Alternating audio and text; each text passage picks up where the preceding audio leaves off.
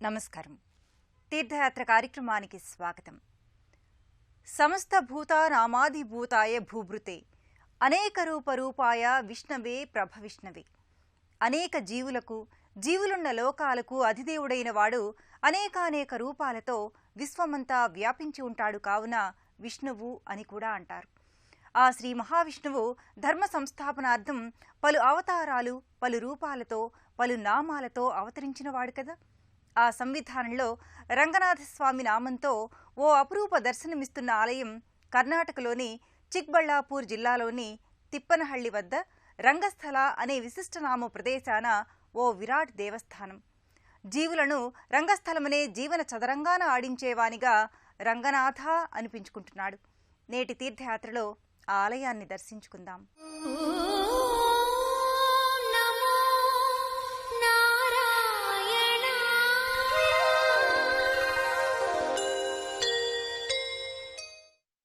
అమోఘ నిద్రలో జగదేక సుందరుడిగా ఆదిశేషుని శరీర చుట్టలనే పాన్పుగా చేసుకుని శయనించిన రంగనాథుడు శ్రీమహావిష్ణువేనని చూడగానే మనందరికీ తెలిసిపోతుంది.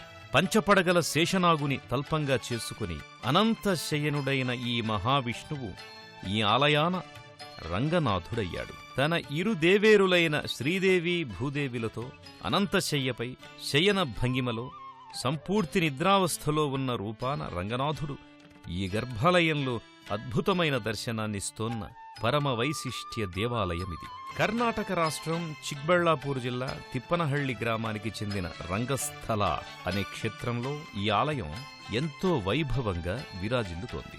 శ్రీరంగనాథస్వామి దేవాలయం అనగానే మనకు తమిళనాడులోని శ్రీరంగం, శ్రీరంగపట్టణ క్షేత్రాల్లో ఉన్న దేవస్థానాలు మన హృదయ మందిరాల్లో ప్రత్యక్షమవుతాయి. ఎంతో విశేషమైన మహిమాన్వితమైన విషయం ఏమిటంటే, ఈ శ్రీరంగంలో, శ్రీరంగపట్టణలో, ఈ రంగస్థలలో గర్భాలయ మూలవిరాట్టులు 3 ఒకే రోజు, ఒకే సమయంలో, ఒకే ముహూర్తాన ప్రతిష్టాపనోత్సవం జరగడం. అదిగో అదే తీర్థయాత్రికులు అసంఖ్యాకంగా చేరుకునే రంగస్థల శ్రీ రంగనాథస్వామి ఆలయ గర్భాలయం. గాఢనిద్రలో ఉన్నట్టుగా మనకు కనిపించే ఆ అఖిలాంతరంగుణ్ణి, ఆయన పాదాలను శుతిమెత్తగా ఒత్తుతూ పాదసేవ చేస్తున్న భూదేవి, నీలాదేవిలతో కూడిన కృష్ణశిలా భారీ విగ్రహం. ఈ గర్భగృహాన్ని నిశితంగా చూస్తే ఒక మేదర బుట్టవలె ఉంటుంది. త్రేతాయుగ విష్ణువావతార శ్రీరాముడు తన పట్టాభిషేక సమయంలో విభీషణునికి ఓ మేదర అల్లిక బుట్టలో రంగనాథుని ప్రతిమ నుంచి బహూకరించాడట. రావణ బ్రహ్మ సోదరుడైన విభీషణుడు ఆ విగ్రహాన్ని శ్రీరంగంలో ప్రతిష్ఠించాలని భావించాడు. అయితే సప్త ఋషులు భూదేవి, నీలాదేవిలతో సహా శ్రీరంగనాథుణ్ణి ఈ రంగస్థల క్షేత్రంలో ప్రతిష్ఠించమని చెప్పారట. అయితే సప్త ఋషులు భూదేవి, నీలాదేవిలతో సహా శ్రీరంగనాథుణ్ణి ఈ రంగస్థల క్షేత్రంలో ప్రతిష్ఠించమని చెప్పారట. అందుచేతనే ఈ గర్భాలయంలో రంగనాథుడు మేదర బుట్టలో ఉన్నట్టు భూ నీలా సమేత రంగనాథుడిగా కానవస్తున్నాడు. అలా పాలకడలిలోని అనంతశయన రంగనాథుడి దర్శనం ఈ జన్మకే కాదు, జన్మజన్మలకు పుణ్యఫలం.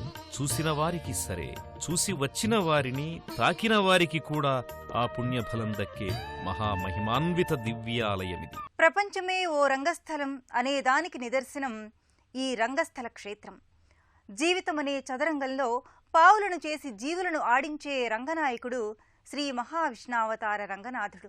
ఆయనే జగన్నాటక సూత్రధారిగా యోగ నిద్రతో శేష పానుపుపై పవళించి సకల భక్తకోటిని అనుగ్రహిస్తున్నట్లు సాలగ్రామ శిలారూపుడై కొలువయ్యున్న కన్నడ నాట విరాజిల్లుతున్న ఈ దేవస్థాన ఆరామ విశేషాలను తిలకిద్దాం.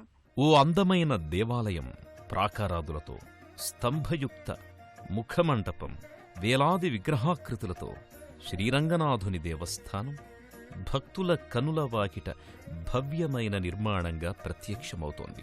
నీలాలనింగిలో ఊరేగుతోన్న తెల్లటి మేఘమాలికల హడావిడి పయనాల మధ్య ధవళవర్ణపు మహారాజగోపురం ఎంతో కళాత్మకంగా కనిపించి మది పులకింపజేస్తుంది. ఓ రాతి ధ్వజస్తంభం, దాని పాదభాగాన బహుళతాయుక్తమైన పీఠం కానవస్తాయి.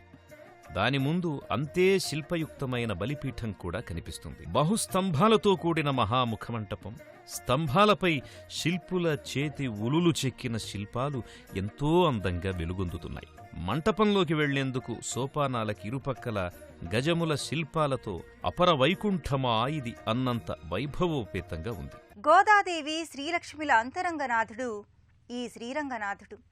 సమస్త ప్రకృతిని, ప్రకృతి వనరులను సృజించిన దేవదేవుడికి ఆ ప్రకృతి అనుగ్రహించిన పదార్థాలను, ద్రవ్యాలను అర్పించే మహత్తర క్రతువు అభిషేకం.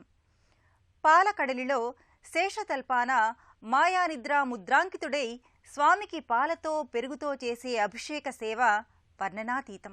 నల్లని విగ్రహంగా సాలగ్రామ శిలాశిల్పితమైన భూనీలాసమేత రంగనాథస్వామి మూలవిరాట్టు సకలాలంకృతం గావించడానికి ముందు సకలోదకాలతో నిర్వహించే అభిషేకాలు ఓ ఉత్సవంలా భాసిల్లుతాయి. ఈ అభిషేకానికి ఉపయోగించే ఉదకాలు, ద్రవ్యాలు అన్నీ ఈ దేవదేవుని సృష్టిలో జనితమైనవే.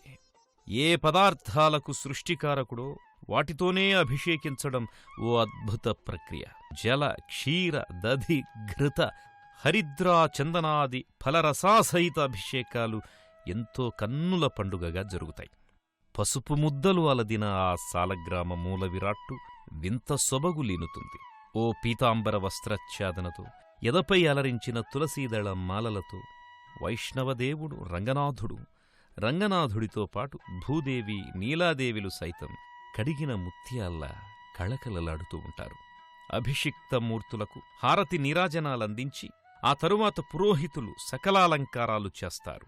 ఓం నమో నారాయణాయ, ఓం నమో రంగనాథాయ, నమోన్నమః అంటూ భక్తులందరూ ప్రణతులు చెల్లించుకుంటారు. పెరియాళ్వారుగా వ్యవహరించే విష్ణుచిత్తుని కుమార్తె గోదాదేవి ఆముక్త మాల్యదగా స్వామికి నిత్యం పుష్పమాలికను సమర్పించి తన హృదయారవిందాన్ని కూడా రంగనాథస్వామికి అర్పించింది. శ్రీరంగధామేశ్వరిగా, రంగనాథ హృదయేశ్వరిగా తల్లి గోదాదేవి ఈ ఆలయంలో ఉపాలయ దేవేరిగా, అర్చావతార మూర్తిగా దర్శనమిస్తుంది. ఆ అమలిన ప్రేమమయీ స్వరూపాన్ని కన్నులారా చూసి ప్రియమారా అర్చించుకుందాం. ఇదే ఆలయ ఆవరణలో రంగనాథుణ్ణి అమితంగా ఆరాధించి తనను తాను అర్పించుకున్న గోదాదేవి ఒక ఉపాలయంలో అలరారుతోంది. ఆండాళ్ అని కూడా పిలిచే గోదాదేవి విష్ణుచిత్తునికి తులసివనాన పసిబిడ్డగా లభించింది. యుక్త వయసులోకొచ్చిన గోదాదేవి శ్రీవారైన రంగనాథుడే తన నాథుడని తలంచింది. స్వామివారికి వేసే పూలదండను ముందుగా తాను ధరించి తండ్రికిచ్చేది. తన కూతురు తప్పు చేస్తోందని భావించిన విష్ణుచిత్తుడికి స్వామివారే అలా ఏమీ లేదు, తనకు ప్రతిరోజూ గోదాదేవి ధరించిన పూమాలలే ధరింపజేయమని చెప్పారట. ఆ ఆండాళ్ మాత తన రంగనాథుణ్ణి పాశురాల కవితలతో అర్చించి పన్నిద్దరాళ్వార్లలో ఒక మహిళా ఆళ్వారుగా ఖ్యాతిగాంచింది. అంతటి అమలిన ప్రేమమూర్తి అయిన గోదాదేవి రంగస్థల రంగనాథ ఆలయంలో నల్లని శిలామూర్తిగా పంచలోహ కవచాలంకృతయై తమిళ సంప్రదాయై పక్కకు ఒదిగిన జడకొప్పుతో సౌందర్యరాశిగా కొలువై ఉంది. ఆ తల్లికి నానావిధ అర్చనాది కైంకర్యాలను భక్తులు సమర్పిస్తారు. శ్రీ మహావిష్ణు హృదయస్థానం ఖచ్చితంగా శ్రీ మహాలక్ష్మిది. స్వామి వక్షస్థల నివాసిని అయిన శ్రీలక్ష్మి తన స్వామి ఏ యుగాన ఏ అవతారుడై ఉన్నా ఆయన చెంతే కొలువై తీరుతుంది. అందుకే స్వామి నిత్యానపాయినిగా, అంటే ఎప్పుడూ విడువనిది అనే అమ్మవారు పేరొందింది. ఆ తల్లి కూడా ఓ ఉపమందిరాన శుభకరమైన దర్శనాన్ని ఇస్తోంది. ప్రధాన గర్భాలయానికి మరో పక్కనే స్వామివారి దేవేరి శ్రీమహాలక్ష్మీదేవి మందిరమున్నది. పద్మం నుంచి ఉద్భవించిన లక్ష్మీదేవి స్వామివారి హృదయవాసిని అయి విలసిల్లినటువంటి తల్లి. చిరు ఉపమందిరాన చతుర్భుజి అయినటువంటి అమ్మవారి ప్రతిమ ఉన్నది. నల్లని శిలామూర్తిగా పంచలోహయుక్త కిరీటధారిణి అయి, హస్తాలు పంచలోహ తాపడమై, ఎర్రటి పట్టుచీరె ధరించి కొలువుదీరి ఉన్నది మాత. తీర్చిదిద్దిన నయనాలతో కరుణారస వీక్షణలను ప్రసరిస్తోన్న ఆ అమ్మవారు ముక్కుకి ముఖ్యర నత్తులతో సర్వాభరణాల ఆభూషితయై అభయ వరద పుష్పహస్తాలతో జనాకర్షణ దేవేరి అయి విలసిల్లుతున్నది. ఆయమ్మను తమ అర్చనాది క్రతువులతో సంతుష్టురాలిని చేస్తే స్వామివారి కృప పొందినట్లేనని భావిస్తారు భక్తులు. అందుకే ఆ తల్లికి నానావిధాలుగా పూజార్చనలు గావిస్తారు. ఇదే విశిష్ట దేవాలయంలో పలు దర్శనీయమైన విశేషాలున్నాయి. సర్పరూప సుబ్రహ్మణ్య స్వామి, పన్నిద్దరు ఆళ్వారు స్వాములు, శ్రీ రామానుజుల వారు, ఆంజనేయ, గరుడ స్వామిలు వర్ణరంజితమైన విగ్రహాకారులై మనకు కానవస్తారు. దేవదేవుడైన శేషసేన రంగనాథుణ్ణి దర్శించుకోను వచ్చిన తీర్థయాత్రికులు ఈ దైవ సమానులను, జంట సర్పదేవుళ్లను కూడా దర్శించుకుంటారు. ఈ ఆలయ ఆవరణం వివిధ దేవుళ్ల ప్రతిమలతో సాక్షాత్తు వైకుంఠమే ఈ రంగస్థల క్షేత్రానికి దిగివచ్చిందా అన్నంత వైభవోపేతంగా అలరారుతుంది. అనేక ఆలయాల్లో వినాయకుని వలె ప్రథమ పూజ్యుడిగా కొలువుదీరినట్లు ఈ వైష్ణవాలయాన విశ్వక్సేన భగవానుడు నల్లని శిలామూర్తిగా జరి అంచుగల నీలపురంగు పట్టువస్త్రాన్ని ధరించి శంఖచక్రధారి అయి నిలబడి ఉంటాడు. ఆ పక్కనే 12 మంది ఆళ్వారు స్వాములు కూడా విగ్రహాకృతులై ఆసీనులై కానవస్తారు. బయటి ఆవరణలో మహారాజగోపురం వద్దే బహువర్ణరంజితమైన భారీ విగ్రహాలుగా గరుడస్వామిగా వైనతేయుడు, ఆంజనేయ స్వాములు దర్శనమిస్తారు. ఇరువైపులా నాగులతో కూడిన సర్పరూప సుబ్రహ్మణ్య స్వామి వారి విగ్రహాకృతులు ఇదే ఆలయ ప్రదక్షిణా మార్గంలో ప్రతిష్ఠితమై భక్తుల దోషపరిహార పూజలందుకుంటున్నాయి. వైష్ణవ మతాన్ని ఎంతో విస్తృత ప్రచారం గావించిన వైష్ణవ మతోద్ధారకుడు శ్రీ రామానుజాచార్యుల వారు ఆసీనులై ధ్వజాధరులై నమస్కారముద్రలో తిరునామాల శోభతో దర్శనీయమవుతున్నారు. ఇన్ని విశేషాలమయంగా ఉన్న రంగస్థల భూనీలాసమేత శ్రీరంగనాయక స్వామి వారి దివ్య దేవస్థాన దర్శనం నిజంగా వైకుంఠ దర్శన ఫలప్రదాయకం. సర్వవ్యాపకత్వానికి ప్రతీక జగాలనీలే జగన్నాయకుడైన శ్రీహరి ఈ రంగస్థల క్షేత్రంలో రంగనాయకునిగా ఆవిష్కారమై మనల్ని అనుగ్రహిస్తున్నాడు. ఆ స్వామి నిద్రిస్తున్నట్లున్నా మన యోగక్షేమాలనే పసిగడుతూ ఉంటాడని భావించుదాం. ఆ శ్రీదేవి భూదేవి సమేత శ్రీరంగనాథ స్వామి వారి కరుణ, కృప మనకెల్లప్పుడూ లభిస్తూనే ఉంటుందని ఆశిద్దాం.